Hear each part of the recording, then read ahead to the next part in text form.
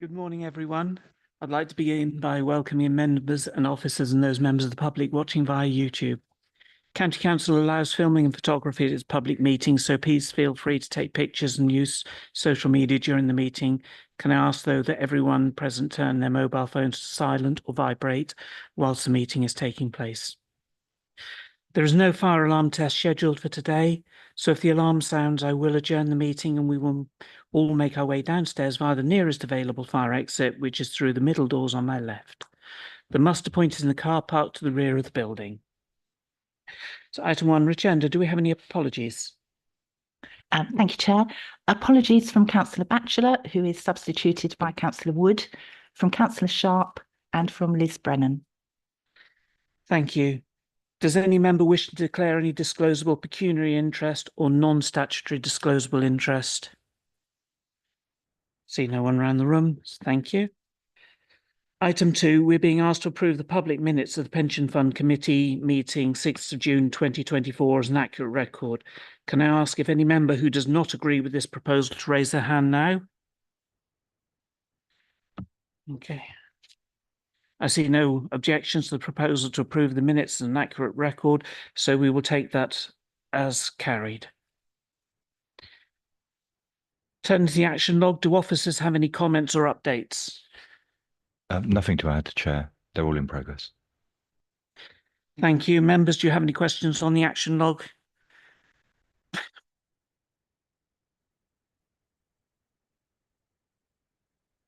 Over to you, Lara. Sorry, I know it's a mouthful. In the minutes, there's something that I felt I was expecting to see a new action on our action log about. It has to do with community wealth building. I'm looking at 195 in the minutes. In terms of targeted metrics, there was an investment in Cambridge Building Society, enabling the institution to accelerate its lending to families in the county and region. It was noted that these matters could be discussed further at future meetings in relation to the fund's ESG remit. I'm hoping that that is a definite thing that we can see on our agenda in the future.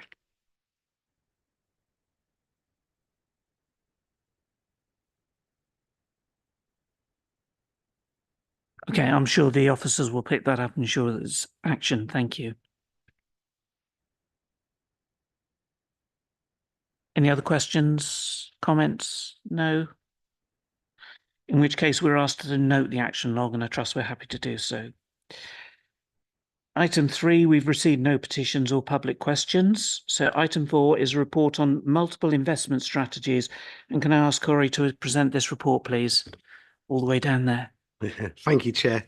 Thank you. The committee is asked today to approve a plan to do some detailed modelling on multiple investment strategies. At a previous meeting, you approved us to do some outline modelling with the actuary to see if the conditions had changed enough to make the further modelling worth doing. At the 2019 valuation, we previously investigated this. At that time, the modelling suggested that there would be no material improvements by having multiple investment strategies. But that it would be worth considering if things had changed in the future. And as you know, economic conditions are very different now to where they were in 2019, and our funding position as a fund has significantly improved. What we mean by multiple investment strategies is creating these notional buckets underneath the main investment strategy. So the fund will still have one investment strategy across the whole fund, but we would carve up the way that we assess the income from those investments into different buckets for different types of employers. As you know, we have lots of different employers in the fund with different needs, different backgrounds, and with one investment strategy, we can't necessarily meet all the funding objectives of those employers in their unique ways. So the idea is just to carve that up in ways that may benefit these different employer groups. In the paper, you can see in the background section the modelling that we did last time and the groups that we split up to look at this. This is in paragraph 2.2. You've got bucket A, B, and C. I won't go over what those were now, but if you do go through to the following pages, paragraph, sorry, I'm just trying to find my place. Paragraph 3.6 sets out the new groups that we'd be looking at. So these are slightly different given the different needs of those employers at this time. The modelling would be looking at the different results that we might get from those investment buckets across 5,000 different economic scenarios, matching the kind of modelling that we would do at the valuation. Assessing if there are any material improvements that we could be made. That's not just in improving the funding level itself, that could be actually de-risking the portfolio for that group of employers, so they locking their positive funding position. For others where they do need to catch up a little bit and have better investment returns, then you might have a slightly more risky group in that situation. The costs of the modelling are detailed in the report. Again, sorry, trying to find my place. We're looking at £25,000 plus VAT. This is actually cheaper than the modelling was last time in 2019, which came in at £35,000. I'm happy to take any questions about the modelling itself and the costs and hand that over to you. Chris. Thank you very much indeed. Thank you, Chair. I read through this with a lot of interest, and I understand the logic behind what is being suggested. I don't fully understand how it will work in practice, but then I don't think I actually need to understand that in order for us to make the decision we're making today. But in practice, does this mean that we as a fund overall will be saying to all of the members of the fund that they have the opportunity to make amendments to the makeup of their particular element of the fund by utilizing I think the horrible word was used, buckets, the individual elements which are made up, so they could change the percentages of those to match what their requirements may be, and it's been explained very well in the report why different employers have different requirements. So is that how it would work in practice? Not quite. So just to clarify, this would be aimed at employers rather than the members themselves. Members don't carry the investment risk, so it's for the employers. But what we would do is we would set. So if you take the notional buckets that have been suggested that we'd model in the paper, those would be the investment buckets that we set with certain characteristics and mix of asset classes. And then we would consult with the employers over the best bucket for them to go into. So there'd be an element of employer choice, but that would be in consultation with us so that we make sure they're not going into a completely inappropriate investment bucket.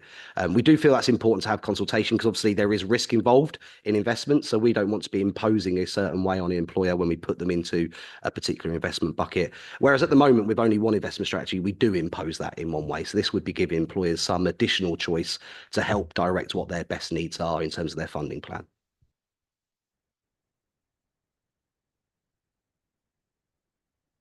Again, I'm afraid I'm still not fully understanding it. My apologies. Are we saying that employers would be given a choice between three options, or a choice of mixing and matching between elements within those three options, which would be effectively an infinite amount of choice in terms of how it's subject to our agreement? No, it would be the set investment buckets we have. So we would say these are your three options.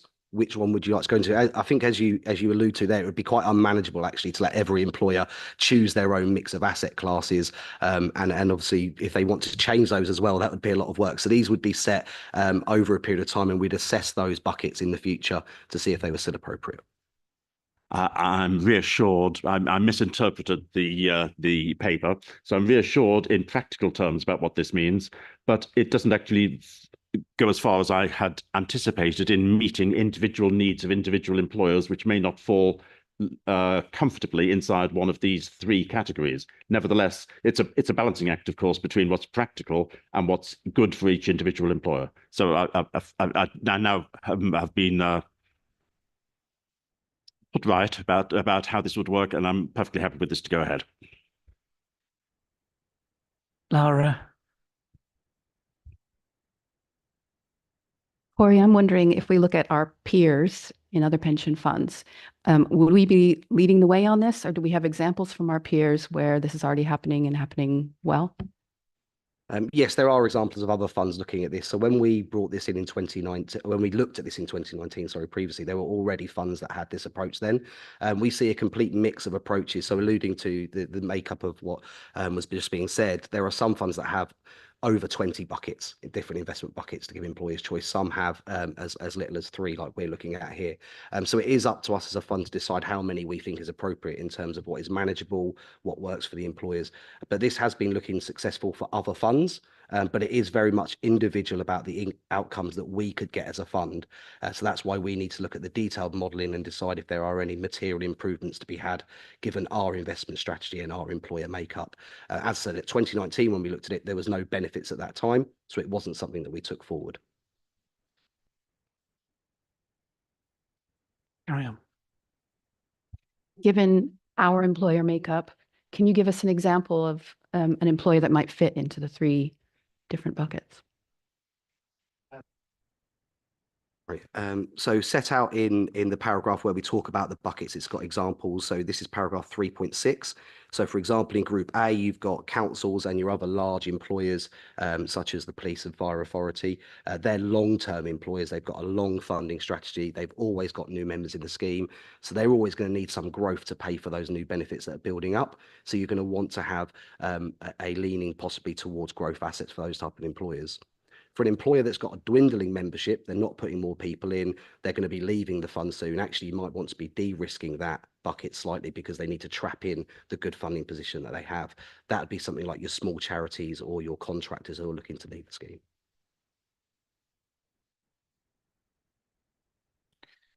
From here, I see no other questions around the room. The one thing that I wasn't clear about from all of this is presumably this will increase workloads in actually managing multiple buckets as opposed to one bucket, as it were. Presumably that will produce additional pressures, additional costs in doing all of this. So while we talk about what seems a relatively small amount, £25,000 to assess all of this, is there going to be an assessment of the actual impact that it will have on officers, on costs, on the simple pressures of even the committees in actually assessing these investments because you suddenly have 3 buckets instead of 1? So just to clarify on that point, there would still be one investment strategy that we'd be monitoring as a fund. What we're doing underneath that is just creating these artificial buckets as such that we take the asset values and returns from each asset class and group them together in that bucket to say, this is the return for that mix of asset classes. What we did in 2019, ready to be able to go forward with this if we wanted to, is we brought in unitization, where we report monthly the actual cash flows for each employer to the actuary, and that assists with this kind of operation. I don't know if Mark or Ben would like to come in a bit more on the terms of managing the investments. Yeah, I mean, we set that up, the unitization, for a number of reasons. One of them was so that we would be able to potentially offer this going forward. So you're absolutely right. We just plug in the investment returns we get at the moment into that. What we would do in future would simply plug in the investment returns for the bucket. The reason Corey has said it doesn't change the overall investment strategy, because as you can probably imagine, we have some very, very large employers in the fund, and the investment strategy at the moment is really right for them. And so what we're doing is talking about employers around the edge of that, which might need something slightly different and therefore go into a different bucket. But it's thought that wouldn't overall impact the overall investment strategy. Having said that, we're obviously undertaking, what this is green light, if you provide it, to detailed modelling, so we can understand all those kind of impacts as well. So if that held true the last time we looked at it, but if it didn't this time, obviously we would understand that as part of this exercise. Okay, I think I would want to see a little bit more on not just, the overall strategy of the modelling, but actually the impact that it will have on the service itself. Because if it's going to put in additional burden of work, then we need to understand how that is going to be managed by everyone concerned. So I would hope that, as I say, Chris. Thank you, Chair. Whilst I fully agree with you about that, I think there's a balance to be had here between the potential advantage there is to some of our employer scheme members and the costs which are involved, which are more than just necessarily directly financial. And it's that balance which I think I'd really like to see brought out in the report. I think it'll be very interesting to see what the answer is. And I'm also interested to get some advice from officers, or maybe through the report, about what our attitude to that should be. I've never really given any thought to it before, but to what extent are we here to represent the vast majority of the members the employers' interests in terms of what we provide, or to what extent should we have a duty towards all employers, therefore looking at some of the outliers away from the big ones? And I just don't know the answer to that. I've never even thought about the question. And if we don't have an answer to that in the report, I'd love to have officer guidance about that when that report comes back to us. I think that's very important. I think if we weren't talking about the benefits, because the non-financial benefits in doing this, there's obviously just purely, otherwise it's just purely a cost in this. So clearly that is the reason why we're looking at it. Any more points around the room? Okay, in which case I have no idea what we're being asked because I can't see it any longer. We are asked to approve detailed modelling of the possible impact of having multiple investment strategies for the fund, bearing in mind the comments that members have made around the room today. Are we happy to do so? Yes, in which case that is unanimously passed. Thank you.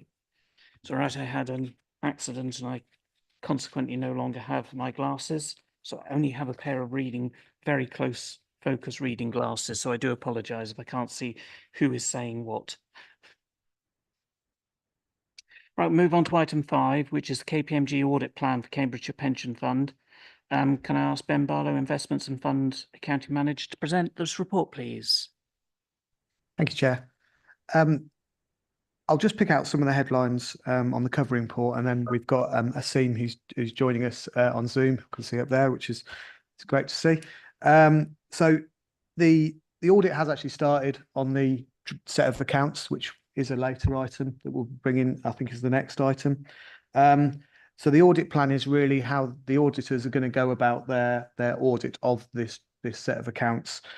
So really, there's nothing in there that we haven't seen before. It's the same sort of risks that are being picked out, and their materiality is done in the same way, so that the risks or the particular risks that are highlighted are override of management controls and level 3 investments. That's been the same two that have been picked out for the last sort of 3 or 4 years, really. And one that officers are keen to sort of show that there's no issues there, and we've got a lot of controls around those. The level 3 investments one does relate to those difficult to value assets that we have, so such as Cambridge and Counties Bank, which we have an external valuation done on, also private equity and property, which just do take slightly longer to value. And because of that, there's an element of estimation in there, but we do that in line with the SIP for guidance. So that usually appeases the auditors, but again, I don't want to speak for Asim here. Materiality on the financial statements is 42.3 million. That's 1% of the total assets, big numbers. And then reported misstatements are at 2.1 million. I'll say again, we try to avoid any material or non-material misstatements, and we do our best to correct those if they are spotted. But with that, I'll pass over to Asim. Thank you, Ben. Again, apologies for not present in person in the meeting. I had a couple of other commitments, but good to be presenting through Zoom. Again, as Ben said, in terms of the audit plan, we share that with the management. And in terms of our work, we have started doing all the work. We have done all the planning and the walkthrough, and now we're kind of starting with the year-end work. In terms of, I take the paper as read, but I'll quickly run through a couple of bits in the paper, and then I'm happy to take any questions from anyone. So as Ben kind of alluded in terms of the neutrality, we usually take the net asset numbers and kind of work our threshold in terms of the neutrality. So in terms of our neutrality numbers, that's 42.3 million. In terms of going on to the page 4 of our document, 32 of the papers, is kind of in terms of the timing of our audit. As I said, we basically started all the work now. We're doing all the substantive procedure. The plan is like in August and September, we'll significantly complete all the substantive work. So, but having said that, obviously it depends on the predecessor auditors and when they can sign off the previous accounts, and if we have to do some of the file reviews with them. But we made a really good start. Again, we have the clearance from our risk department that nothing is stopping us from doing any of the work in terms of if there's any backlog issues for any predecessor auditors. Then in terms of the significant risk, again, as Ben mentioned, there are a couple of things that kind of we have pulled out in terms of significant risk. One is the management override of controls. That's kind of a very general risk that we have across all of our clients. We look into all the management processes, and we look into the financial reporting, and then we look into the ledger system to make sure that everything is happening as what we expect, and all the journals being posted in line with that. So that's kind of general risk. Again, in terms of the level 3, we pulled out Cambridgeshire County Bank as, again, because it's the estimation involved in as part of that. So we have picked up as a significant risk. All other areas are kind of like the general investments work that we do, or the contribution work that we do across all our clients. So again, nothing specific in there. I'll pause there if there's any questions before I move from anyone, please. Chris, did you want to come in? Yep. I've got a few questions on this, or comments, really. The first is to do with the audit fee. And I think we have to be aware of the projected potential quadrupling of the audit fee, depending upon what happens with the, and I've lost my page now, is it ISA 315? Yeah, 315, yes, depending on what we end up with that. So that's a really significant increase. What I didn't, and I fully understand, it's set by PSAA. It's not something for us to negotiate. So I'm not trying to argue about the fee. What I'm uncertain about is this fee, should we regard it as being a standard fee for work, or is it an exceptionally large fee because of a change, the change which is taking place in terms of auditor? So I'm not quite sure whether we should now expect this fee to be the base upon which future fees are going to be charged. Management fees in any pension fund are things which we should be scrutinizing carefully, and I'm hoping that this is an exceptionally high because of additional work which is required by KPMG this time, but maybe it's what we have to live with and expect in future years. So I'm interested in that. And when looking at the fee, and maybe this is more appropriate for the investment subcommittee, but nevertheless we've got oversight on this. And I do appreciate that the amount involved, the total amount involved, barely reaches the materiality level. But I do wonder the value of continuing to have the Cambridgeshire, the County Bank in the portfolio. We have discussed this in the past, and it has been said that we were looking for an exit. And I wonder the extent to which there's a cost involved in the additional audit fee for the work which is done here, let alone what officers may need to do, which should be taken into account in determining when we should depart from allow the county bank to the investment to be realized. And then the final point is about the any misstatements which are found, and to fully appreciate that we try to make sure there aren't any misstatements at all, and any misstatements are amended. But where it's decided that it's immaterial and it's not necessary or not appropriate to amend, could I just get an assurance that we in the committee will be told about those findings from the auditors as well, just so that we can have oversight of that particular process? Thank you, Chair. Thank you. I'm happy to answer the first and the third one, and I'll probably go back to Mark and Ben to maybe go to the second one in terms of the investment, because I think that's more for the management to make that decision. So in terms of the fee question that you had, so that's again for anything to do with the local government, it being to the PSSA kind of contractual framework. So as part of that, basically KPMG doesn't have any direct say in terms of setting the fee. So as part of the whole tender process, obviously what we did is we kind of submitted the tender as part of the other competitive firms as well. And then PSSA basically being through that process with all the bodies that opted in as part of the tender process.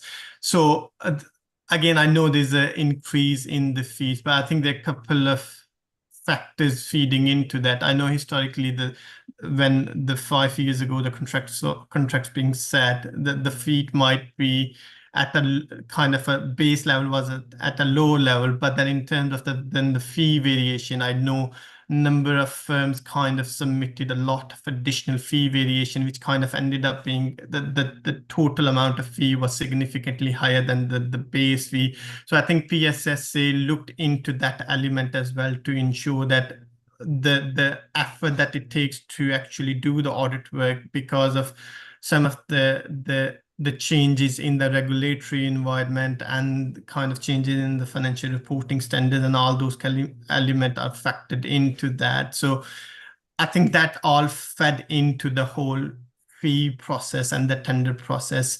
And then that's the base we basically set for next 5 years now. So as part of the process, that's being set for next 5 years. In terms of ISO 315, that will be probably one-off fee for this year in terms of any additional work that we have to do. So I hope I answer your question for the first point.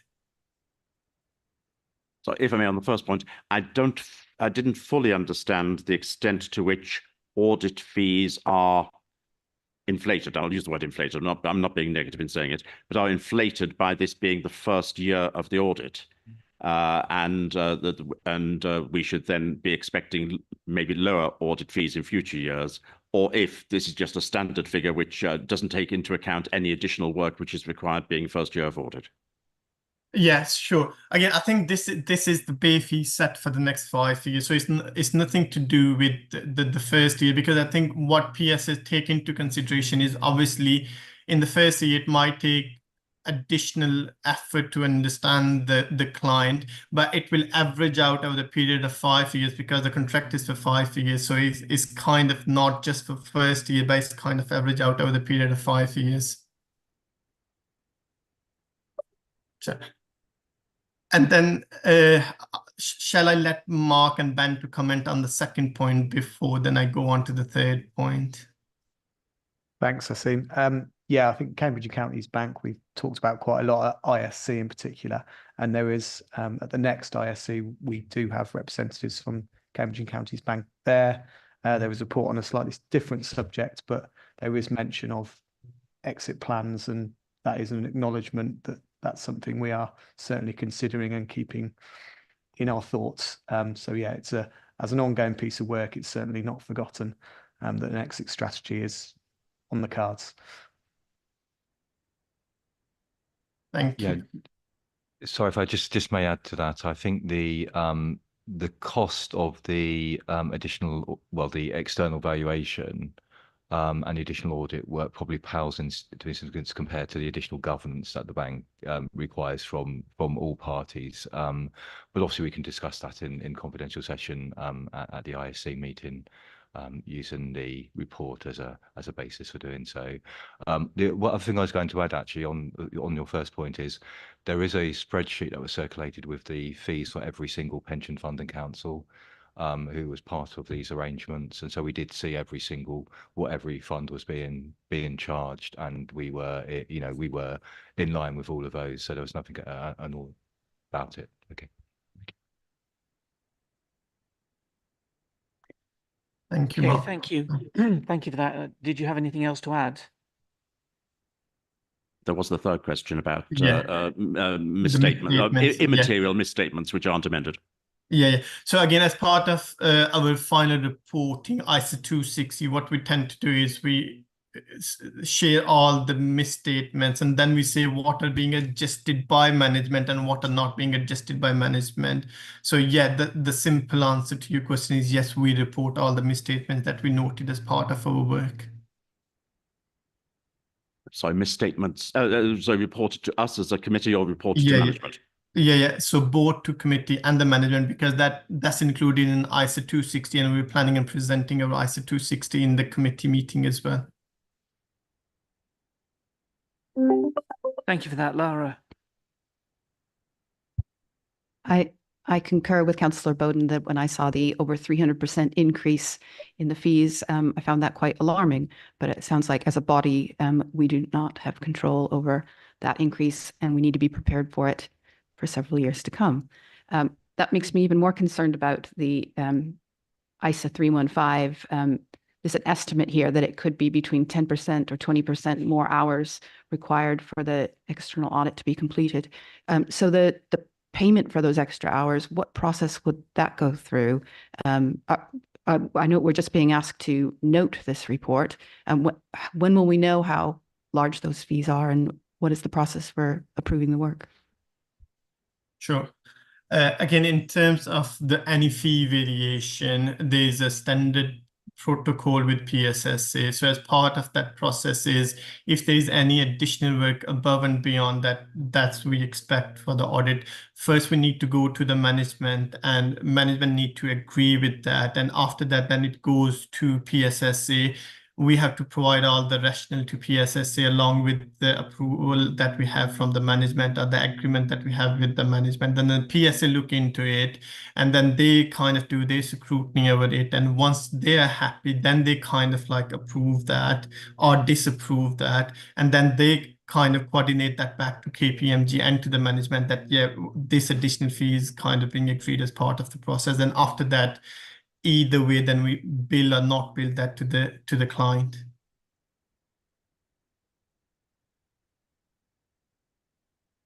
Mark. Yeah, which is effectively through the Chief Financial Officer. So Michael will ask for our observations, but he would be the one who would go back to them.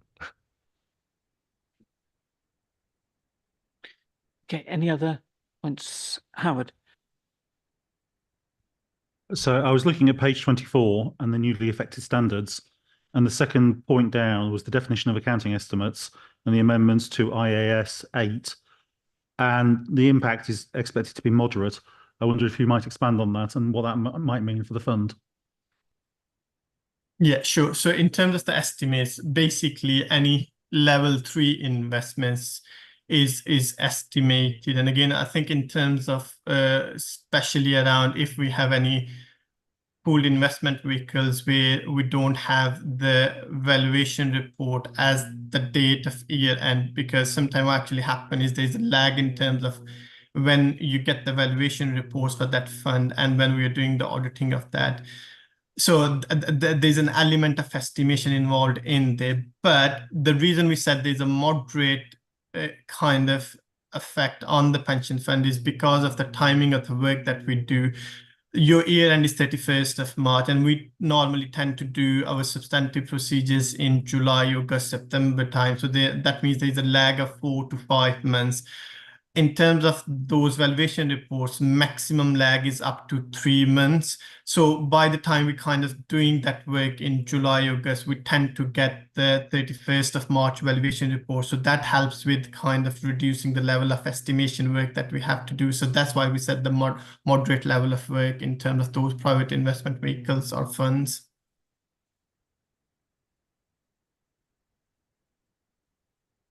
Adela. Yeah, I was a bit concerned that the 22 22-23 financial statements have not been signed off yet. Wondered the reason for that and when are they likely to be signed off? Oh, can't you hear me? Shall I say that again? I think I did manage to catch that, but again, I'm not sure whether people in the room managed to catch that or not. Yeah, I'm happy to take that. I'll just repeat the question just in case. So 23-24 accounts. No, 22-23 accounts are still to be signed off. So there's a lot of different years we work on all at once. That's the Cambridge County Council accounts. So we go in as a pension fund, we go in the back of the county council accounts. So there could be other issues that hold up the official signing for us. But I wouldn't want to discuss any of the issues. Michael might want to step in. Michael. Chair, thank you, through you. So at the moment, we've got further reporting to the Audit and Accounts Committee next week, I think it is, on an update in relation to our accounts. The general election caused a delay in the position relating to an outcome for this. Although I saw yesterday in the King's Speech, we do actually now have an audit bill that hopefully will address this. Although the timing of that needs to be checked in terms of any implementation of the backlog process that is suggested. So at this present moment in time, our current external auditors have indicated that they're unable to complete the 22-23 audit, and further discussions will be had once we have clarification from MHCLG. That's the first time I'm about to say that for a long time. So until we have further correspondence and direction from the minister on that, we're kind of at a standstill with the auditors in relation to that year. But that is a national issue, and well over 250 councils find themselves in the same position. Yes, happy. Any other comments, questions? Okay, in which case we're being asked to note the audit plan for 23-24 and the presentation by KPMG. Are we happy to do so? Thank you, and thank you, Asim, for that. Thank you for having me. Thanks, Chair. Okay, so item 6 is the Pension Fund Statement of Accounts 23-24. Can I ask Ben to present this report, please? Thank you, Chair. Obviously quite a large document here, so I'll try and summarise it as best I can, then open up to any questions or comments. It is slightly smaller than we've brought in previous years. So in previous years, we've brought the annual report and the statement of account together. We've split those up this year. Annual report still, there's no issues with the annual report. It still will be coming along to you later, but it's really so we can just concentrate on the numbers and give you a chance to analyse a smaller report and really get into the detail. So if I could direct you to page 61 of the packs, which is our fund account. So this is basically your profit and loss for the accountants in the room. So I'll just run through it line by line. So contributions have gone up quite substantially. You might see it at first glance. So that's because we're in the first year of a valuation cycle in funds coming in. So there's some secondary contributions.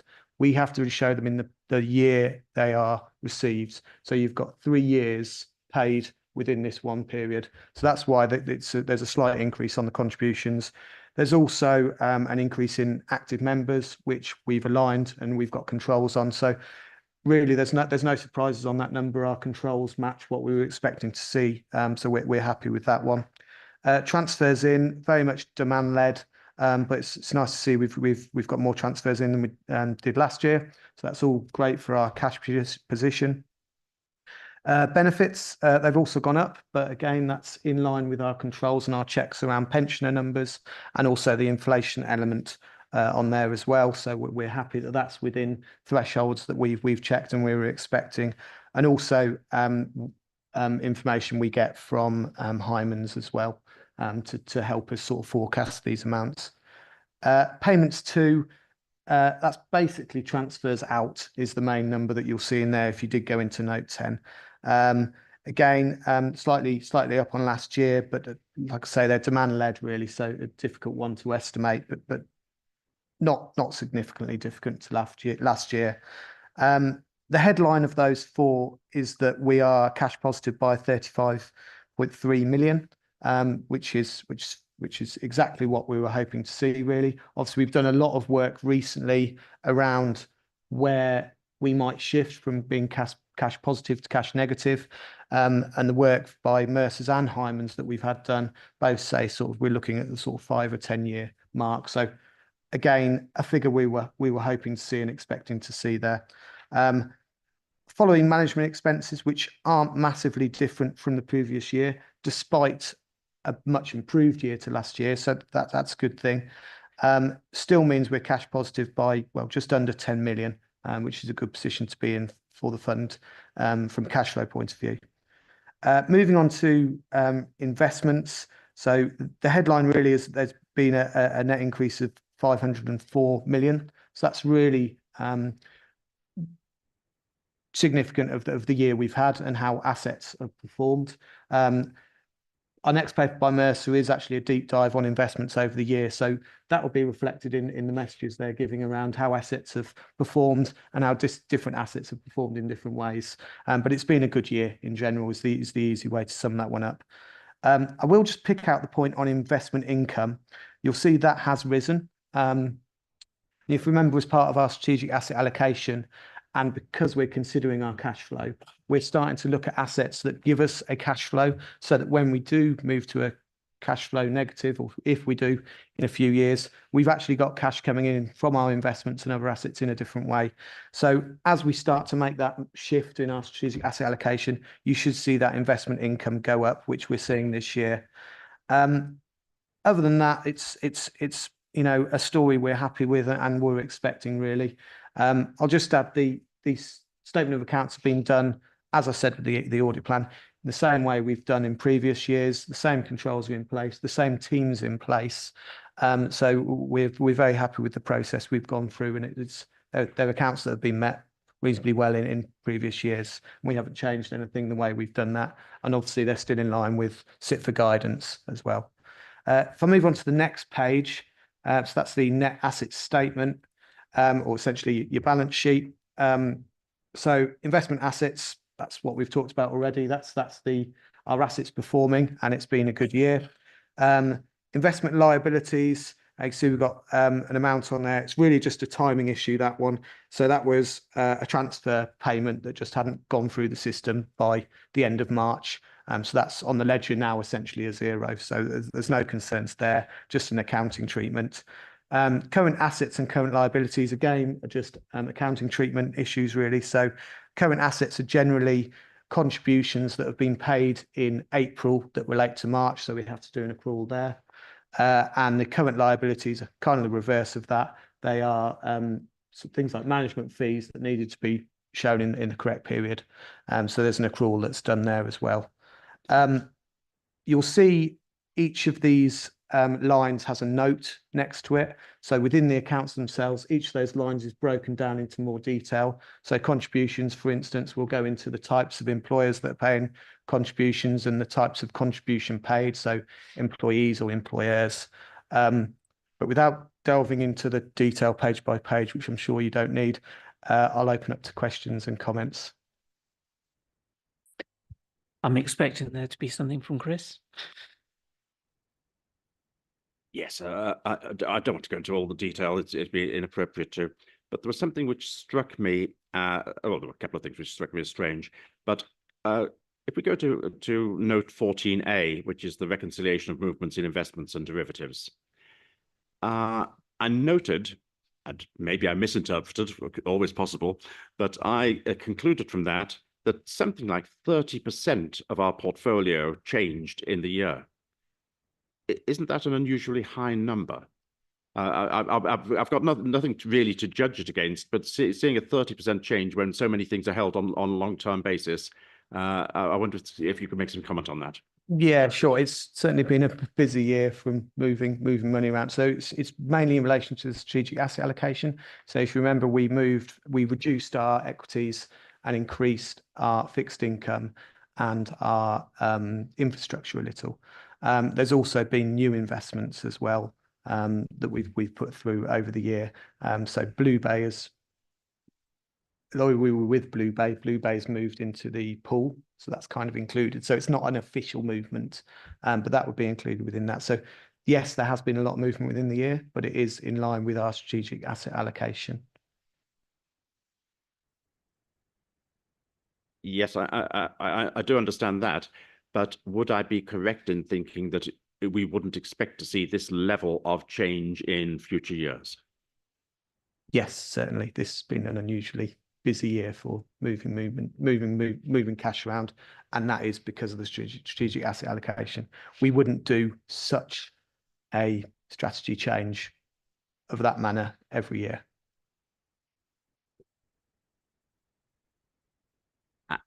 And I did have a second question on that same page. I was interested to see, and I understand why it can be quite appropriate for what's effectively a loss, a change in market value, a negative change in market value to be shown of 349,000. But I was interested to see the information on the derivative contracts. And I just wonder, Chair, whether it might be appropriate for us at some stage in the future to be given a little bit more information about what we use derivative contracts for. And I suspect that the loss that we made on derivative contracts is related partly to the very large gain we made elsewhere, and it's the price you pay for potentially offsetting and reducing risk. Yeah, you're correct. Yeah, it's a netting off sort of thing, really. But we'd be happy to bring a paper and some more detail if it's required. If we could do that, that would probably be useful. Is that it, Chris? And Lara, over to. I have two questions, Ben. The first is about section 4.5 of your report. You outline that the fund returned an 11% net of fees investment compared with a weighted benchmark of about 14%. How does that compare to previous years? And do you see any key lessons learned or anything we might do different going forward to get closer to that benchmark? Might be easiest if I can refer to Chris, who's our investment consultant, Mercer. I'm sure he'll go into more detail when we do into the investment deep dive on a following paper, but thanks, Chris.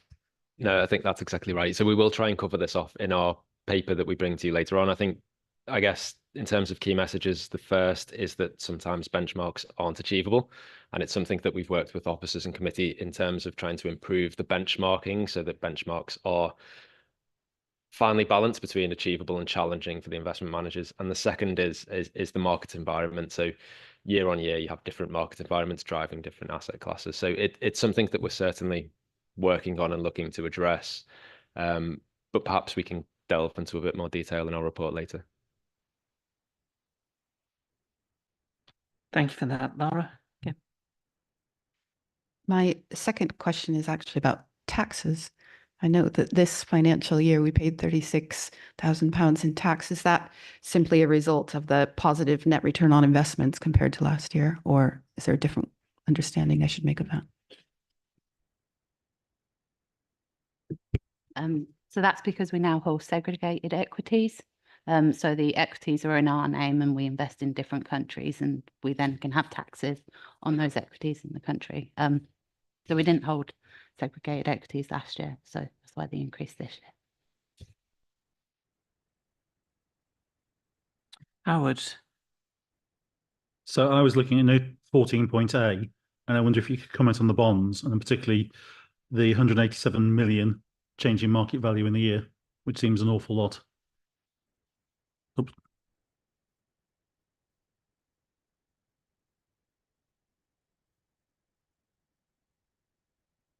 So that's transitioning. So it's how the accounting has been done for it. So that's transitioning from bonds to pooled investments.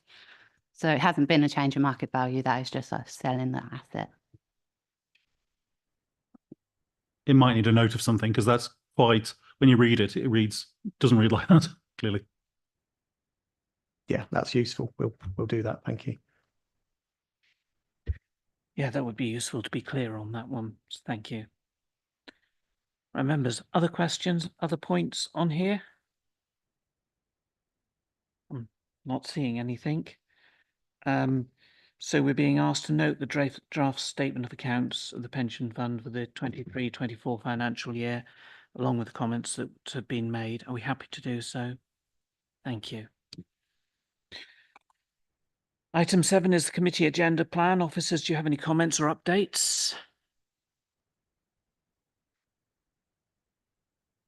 Yes, Chair, just one comment. The AVC framework hasn't been released, and we're also looking at the impact of pension dashboards on AVC. So we are likely to reprofile and delay that, possibly even into the next financial year. But I don't think there's anything to be concerned about. It's just something we've been actively looking at over the last couple of weeks. So that paper isn't likely to come in that meeting.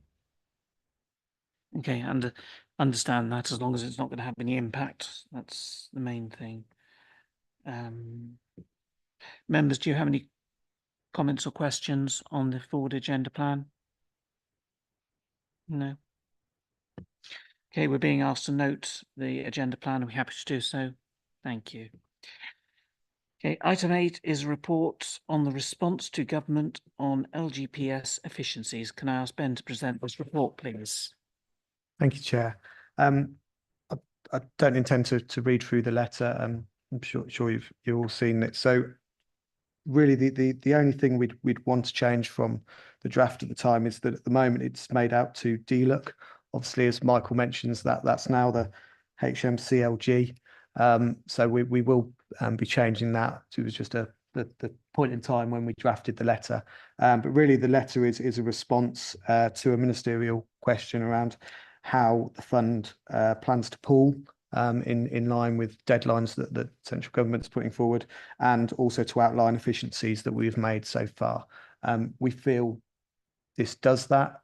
We obviously wanted to bring that to committee before we make the full response, which is due on, tomorrow. Members, questions or comments on this item? Chris?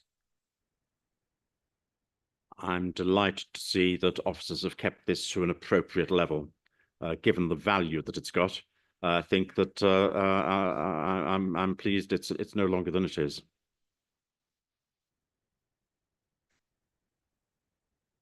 I'd like to echo those comments as well.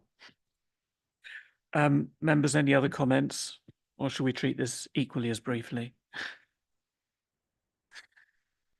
We're being asked to note the report. We're happy to do so. Thank you. Okay, we move on to item 9. In order to discuss the following items, we need to move the meeting into private session, excluding the press and public. The committee is asked to resolve that the press and public be excluded from the meeting on the grounds that the following 3 items contain exempt information under paragraph 3 of part 1 of schedule 12A of the Local Government Act 1972 as amended, and that it would not be in the public interest for this information to be disclosed. Information relating to the financial or business affairs of any particular person, including the authority holding that information. Are we happy to move into private session, members? Thank you. In which case, the public meeting is now closed, and I'd like to thank anyone who has been watching it.